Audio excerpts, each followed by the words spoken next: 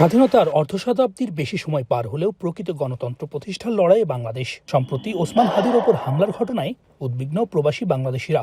এই আঘাতকে ভিন্ন মতের ওপর হামলা হিসেবে দেখছেন কানাডায় বাংলাদেশি অভিবাসীরা। আমাদের জুলাই আন্দোলনের সহযোদ্ধা শরীফ ওসমান হাদি ভাইয়ের উপরে আক্রমণ হয়েছে।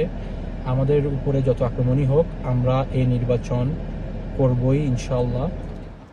কানাডায় বসবাসরত বাংলাদেশিরা মনে করেন, প্রবাসে থেকেও দেশের গণতন্ত্র ও মানবাধিকারের প্রশ্নে তাদের দায়িত্ব রয়েছে। তারা আশা করছেন বাংলাদেশ এমন এক পথে এগোবে যেখানে আইনের শাসন, ন্যায় বিচার এবং গণতান্ত্রিক মূল্যবোধ প্রতিষ্ঠিত হবে। সামনের যে নির্বাচন, সেই নির্বাচনে আপনি আপনার অঞ্চলের সৎ এবং যোগ্য প্রতিনিধি পাঠান।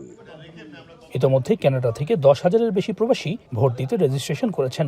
দেশের উন্নয়নে অর্থনৈতিকভাবে জড়িত প্রবাসীরা গণতান্ত্রিক উন্নয়নেও নতুন সরকারের সঙ্গে কাজ করতে বদ্ধপরিকর।